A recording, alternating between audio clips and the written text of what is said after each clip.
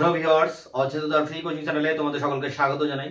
আজকের এই ভিডিওটিতে তোমরা যারা কলকাতা বিশ্ববিদ্যালয়ে বিএ ইতিহাস পাস বা জেনারেলে পড়ছো 6 সেমিস্টারে, তোমাদের যে ডিএসসি B1 পেপারটি রয়েছে, পাশাপাশি তোমরা যারা 4 সেমিস্টার অনার্সে পড়ছো, তোমাদের যে CC8 পেপারটি রয়েছে, এই পেপার দুটির একটি ইম্পর্টেন্ট প্রশ্ন মার্কেন্টাইলবাদ অর্থনীতি, এবং এই মার্কেন্টাইলবাদ অর্থনীতি ইউরোপের উপর কি প্রভাব ফেলেছিল, এই প্রশ্নটি নিয়ে বিস্তারিত আলোচনা করব। আলোচনা শেষে উত্তরটি তোমাদের সামনে তুলে ধরবো। তো চলো শুরু করা যাক। আজকের ক্লাসের বিষয় আমরা বোর্ডে দেখিনি, CUBA history general 6 semester DSE B1 এবং হিস্ট্রি অনার্সের ক্ষেত্রে 4 সেমিস্টার CC8। এখানে ইম্পর্টেন্ট একটি প্রশ্ন মার্কেন্টাইলবাদ অর্থনীতি এবং ইউরোপে তার প্রভাব। তা মার্কেন্টাইলবাদ অর্থনীতি পাশের ক্ষেত্রে তোমরা যারা 6 সেমিস্টারে পড়ছো তোমাদের 20 নম্বরের জন্য ইম্পর্টেন্ট, এবং তোমরা যারা অনার্সে পড়ছো 4 সেমিস্টারে তোমাদের জন্য 10 নম্বরের জন্য ইম্পর্টেন্ট। দেখো, এই মার্কেন্টাইলবাদ কথাটি এসছে একটা সংরক্ষিত অর্থনীতির ধারণা থেকে, মানে রাষ্ট্রকে এখানে অর্থনৈতিকভাবে শক্তিশালী করার জন্য এই নীতির আবির্ভাব। এখানে বলা হচ্ছে, দেখো 1600 থেকে 1800 এই যে 200 বছর, এই সময়ই কিন্তু ইউরোপে এই মার্কেন্টাইলবাদ অর্থনীতির আবির্ভাব হয় এবং পশ্চিম ইউরোপে একটা সংরক্ষিত বাণিজ্যিক মনোবৃত্তি মাথাচাড়া দিয়ে ওঠে। বাণিজ্যটাকে হবে পরিচালনা করা হবে সংরক্ষিতভাবে, এবং এই সংরক্ষণ কে করবে? রাষ্ট্র করবে। রাষ্ট্র নিজের স্বার্থে, অর্থাৎ রাজা নিজের স্বার্থে নিজের অর্থনীতিকে মজবুত করার জন্য বাণিজ্যে তিনি একচেটিয়া অধিকার ভোগ করবেন। অর্থাৎ এই বাণিজ্যিক ক্ষেত্রে তার হয়ে, রাষ্ট্রের হয়ে বা রাজার হয়ে সংরক্ষণ নীতি নেওয়া হবে, এবং এই নীতিটাকে বলা হচ্ছে এখানে মার্কেন্টাইলবাদ। এর উদ্দেশ্য কি? উদ্দেশ্য একটাই, যে রাজনৈতিক এবং অর্থনৈতিক এই দুই শক্তির ভিতরে একটা ঐক্য প্রতিষ্ঠা করা। এই উদ্দেশ্যে কিন্তু এই মার্কেন্টাইলবাদ অর্থনীতিকে নেওয়া হয়। এবং এর বাণিজ্যিক নীতিটা কি ছিল না, রাষ্ট্রকে আর্থিকভাবে বিত্তশালী করতে, রাষ্ট্র যাতে অর্থনৈতিকভাবে শক্তিশালী হয় তার জন্য এই নীতি নেওয়া হয়েছিল। এবং এই নীতি অর্থনৈতিক এবং বাণিজ্য নীতিকে প্রভাবিত করেছিল। এরপরে দেখো এর মূল কথা কি? মূল কথা একটাই, যে এর সীমিত যে প্রাকৃতিক সম্পদ, সেই সম্পদ অফুরন্ত নয়। অর্থাৎ এই প্রাকৃতিক সম্পদের উপরে রাজার বা রাষ্ট্রের একচেটিয়া আধিপত্য থাকবে। তা প্রথমে সোনাকে ধরা হয়েছিল এর মানদণ্ড, সম্পদের মানদণ্ড। পরবর্তীকালে বিভিন্ন প্রাকৃতিক সম্পদ, কাঠ বা অন্যান্য যেসব বনজ সম্পদ আছে, খনি, এগুলোও কিন্তু এই সম্পদের তালিকায় রাখা হয়েছিল, এবং এগুলো একচেটিয়াভাবে রাষ্ট্র বা রাজা কিন্তু এগুলো মালিকানা ভোগ করবেন। এখন এই সময় 1600 থেকে 1800 সাল, এই সময় কিন্তু রাজাদের মধ্যে যুদ্ধ বিগ্রহ প্রায় লেগে থাকতো। এই সময় যুদ্ধ বিগ্রহের সংখ্যা অনেক বেড়ে যায়, এবং রাজারা শক্তিশালী সেনাবাহিনী তৈরি করে, এবং এই সেনাবাহিনীকে পরিচালনা করার জন্য অর্থের প্রয়োজন হয়। অর্থাৎ রাষ্ট্রকে অর্থনৈতিকভাবে শক্তিশালী হতে হবেই। এই উদ্দেশ্যে রাষ্ট্রের যত বাণিজ্যিক ব্যাপার আছে, মানে যত বাণিজ্য আছে, বৈদেশিক বাণিজ্য, সেটি রাষ্ট্রের তরফ থেকে পরিচালনা করা হয়। এছাড়া যত প্রাকৃতিক সম্পদ আছে, সেই সম্পদের উপর রাষ্ট্রের নিয়ন্ত্রণ আরোপিত হয়। এবং এক্ষেত্রে আমদানি, মানে ফরাসি প্রধানমন্ত্রী যা বাতিস্তা কোলবার্তে বা কোলবার্ট যাকে বলা যায়, 1619 থেকে 83 এই টাইমটা তিনি প্রধানমন্ত্রী ছিলেন, এবং সেই সময় রাজা ছিলেন চতুর্দশ লুই। তিনি ফ্রান্সকে শক্তিশালী করার জন্য, অর্থনৈতিকভাবে শক্তিশালী করার জন্য এই মার্কেন্টাইলবাদ নীতি, অর্থনীতির প্রথম প্রয়োগ করেন। পরবর্তীকালে বিভিন্ন জাতি, অন্যান্য জাতিরাও এই নীতি কিন্তু গ্রহণ করে। তা প্রথমে ফ্রান্সে এই নীতির প্রয়োগ করা হয়, কোলবার্তে এই নীতি প্রয়োগ করেন, এবং তিনি রাষ্ট্রের প্রাকৃতিক সম্পদের উপরে এবং বাণিজ্যিক শক্তির উপরে রাজা এবং রাষ্ট্রের কিন্তু নিয়ন্ত্রণ আরোপ করেছিলেন, এবং সংরক্ষণ করেছিলেন বাণিজ্যকে, রাষ্ট্রের তরফ থেকে পরিচালনা করেছিলেন। এবং এক্ষেত্রে তিনি রপ্তানির থেকে আমদানি, মানে আমদানি কমিয়ে রপ্তানিকে তিনি বৃদ্ধি করার চেষ্টা করেছিলেন। বিদেশ থেকে জিনিসপত্র আমদানির পরিবর্তে দেশের জিনিসপত্র বিদেশে রপ্তানির ভিতর দিয়ে তিনি বাণিজ্যকে শক্তিশালী করতে চেয়েছিলেন। অর্থাৎ এই যে রপ্তানি করা হচ্ছে, এর মধ্যে দিয়ে সোনা আমদানি হচ্ছে, বিদেশ থেকে যত বেশি পরিমাণ সোনা এনে আমদানি করা যায়, দেশে মজুত করা যায় সোনা, এই উদ্দেশ্যে তিনি কিন্তু এই নীতি নিয়েছিলেন। অর্থাৎ এখানে সোনা আমদানি একটা কিন্তু ফ্যাক্টর হয়ে দাঁড়িয়েছিল। মার্কেন্টাইলবাদ অর্থনীতির একটা প্রধান বিষয় ছিল এই সোনা আমদানি করা।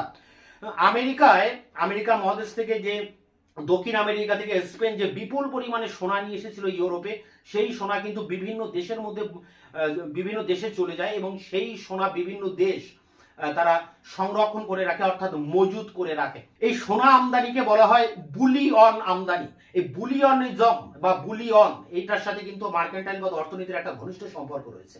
বুলিয়ান কিনা বিদেশ থেকে যে সোনা আমদানি করা হয় তাকে এক কথায় বলা হয় বুলিয়ন আমদানি।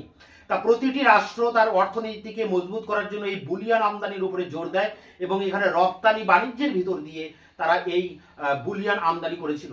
এবং এর প্রভাবটা কি পড়ছে? এর প্রভাব পড়ছে অর্থনৈতিক ক্ষেত্রে, ব্যাপক প্রভাব পড়ছে। প্রতিটি রাষ্ট্র তার সেনাবাহিনীকে শক্তিশালী করে গড়ে তুলছে এবং নৌ বাণিজ্যের একটা ব্যাপক প্রসার লক্ষ্য করা যাচ্ছে এবং নৌ বাণিজ্যের সাথে যুক্ত যেসব বিষয় যেমন বন্দর তার শ্রীবৃদ্ধি ঘটছে, জাহাজের অগ্রগতি ঘটছে, জাহাজ শিল্পের পরিকাঠামোকে পরিবর্তন আসছে এবং নৌ নাবিকদের কিন্তু অবস্থার উন্নতি হচ্ছে।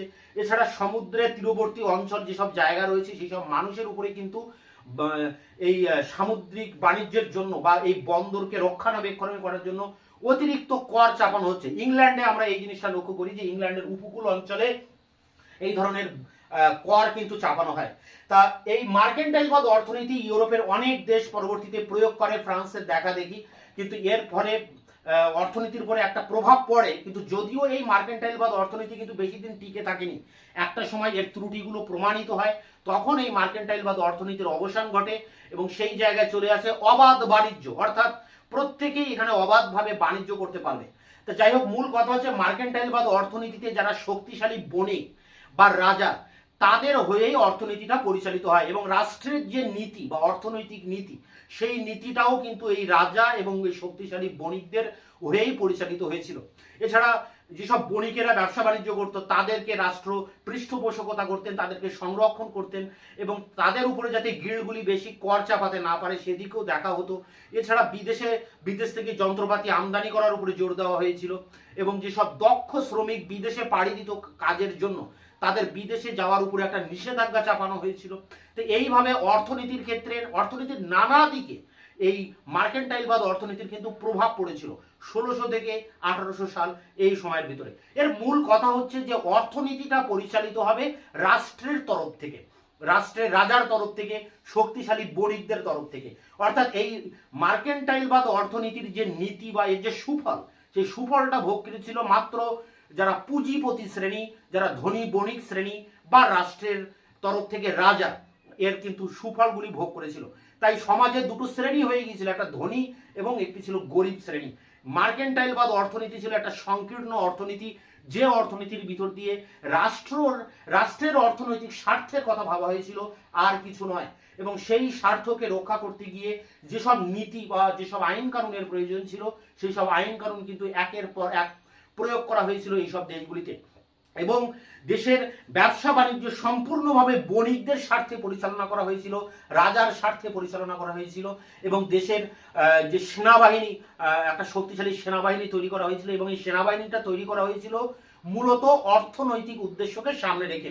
অর্থাৎ বিদেশ থেকে সোনা আমদানি, দেশের কর কাঠামোকে ঢেলে সাজানো, দেশের শান্তি শৃঙ্খলা প্রতিষ্ঠা করা বা একটা জাতীয় রাষ্ট্র তৈরি করা, এই সব বিষয়কে আগে লক্ষ্য রাখা হয় এবং এগুলোকে যাতে সুন্দরভাবে তৈরি করা যায় তার জন্যই অর্থনীতির প্রয়োজন এবং সেই অর্থনীতিটা পরিচালনা করার জন্য এই নীতি নেওয়া হয়েছিল। দেখা যায় যে ইংল্যান্ড, ফ্রান্স, জার্মানির মতো শক্তিশালী রাষ্ট্রগুলো, স্পেন, পর্তুগালের মতো রাষ্ট্রগুলি এই নীতি প্রয়োগ করেছিল অবাধে। অর্থাৎ এই মার্কেন্টাইলবাদ অর্থনীতি ছিল একটা সংরক্ষিত অর্থনীতি যেটি রাষ্ট্রের তরফ থেকে রাষ্ট্রের স্বার্থে প্রয়োগ করা হয়। তা এর যে নোটসটি আছে প্রপার, যে 10 নম্বরের 500 ওয়ার্ড এবং 20 নম্বরের যে 1000 ওয়ার্ডের নোটস, সেই নোটসটি নিয়ে এবার আমি অন স্ক্রিনে আলোচনা করব। মার্কেন্টাইলিজম বা সংরক্ষিত বাণিজ্যিক অর্থনীতির প্রসার, এর উপরে দেখো এখানে লেখা আছে, পরপর এখানে পরিষ্কার লেখা আছে বলে আমি আর এগুলো পড়ে রিপিট করছি না, তোমরা এগুলো দেখে দেখে লিখে নেবে।